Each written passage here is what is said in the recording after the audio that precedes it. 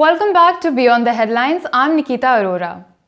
No points for guessing this week's topic. We're talking about the Facebook Cambridge Analytica scandal today. So what's the story? 50 million Facebook users' data was stolen by Alexander Kogan and sold to a political consultancy cum data analytics firm Cambridge Analytica, who allegedly used it to influence voters in favor of Donald Trump in the 2016 presidential campaign. The whole controversy came to light when Christopher Wylie, the whistleblower and former director of data research at Cambridge Analytica, decided to speak to The Guardian. He is also the data scientist who worked on the Facebook data in context. It all began in 2013 when Alexander Kogan developed a personality quiz app called This Is Your Digital Life. He offered the app on Facebook, and 270,000 people who were paid to take the quiz willingly shared their data with Kogan. However, because of the way Facebook was designed at the time, Kogan also got access to the test takers' friends' data.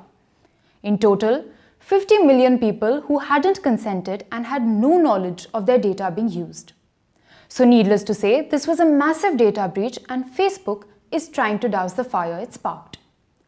According to Kogan, he had been hired by Cambridge Analytica to collect the data and was told that the exercise was completely legal. Cambridge Analytica is a British political consultancy firm which, according to its own website, manages electoral communications through data mining and analysis. The company hasn't denied taking the data from Kogan, but claims that the data wasn't used to influence voters in the 2016 US elections. Now, this is where it gets interesting, because there are a lot of reasons to suggest otherwise. The firm was hired by the Trump campaign as consultants. Christopher Wylie, as well as other employees of Cambridge Analytica, have claimed that the data was extensively used for voter profiling and micro-targeting through custom-made AdWords. The website of the firm has openly and proudly boasted of its success in the Trump campaign. In fact, Brittany Kaiser, former Cambridge Analytica director, told The Guardian that the success of the Trump campaign was used as an internal training as well as a marketing tool for past and future clients.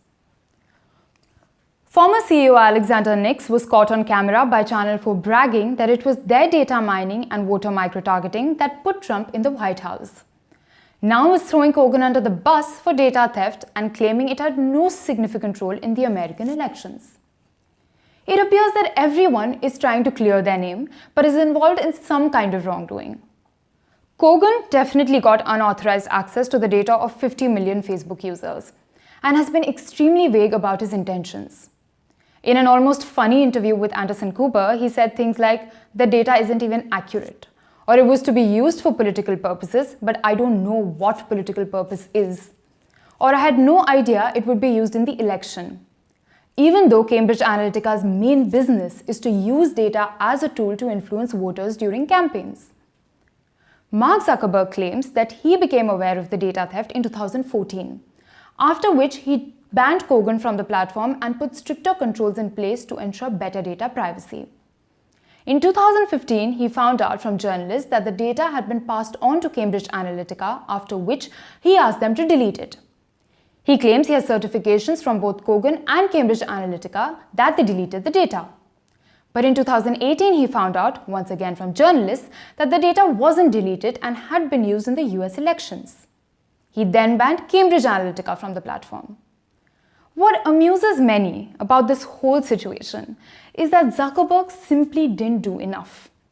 A multi-billion-dollar, super powerful giant of a corporation like Facebook gets looted, cheated, and fooled repeatedly by multiple parties, and all it chooses to do is ask for the data to be deleted.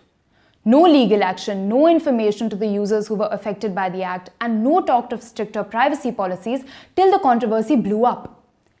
An interesting side note here is that The Guardian's report that Kogan's partner who helped him harvest data from Facebook, Joseph Chancellor, went on to work with Facebook and apparently is still employed by the firm. As for Cambridge Analytica, they could be guilty on two major fronts. One, that they got the data illegally, and the other, that most of their employees who offered services to the Trump campaign were not American citizens. A case has been lodged with the Department of Justice as well as the Election Commission against them. In addition, Robert Mercer and Rebecca Mercer, hardcore Republican and Trump supporters, were principal investors in Cambridge Analytica. Also, Steve Bannon, candidate Trump's campaign chief and President Trump's chief strategist, was vice president of Cambridge Analytica during the time the data was collected and processed. This ties the firm too closely to Trump for it to distance itself from the campaign or its outcome. Now, this isn't a story that's going to die out anytime soon. But in the meantime, Facebook has suffered a loss in the billions of dollars.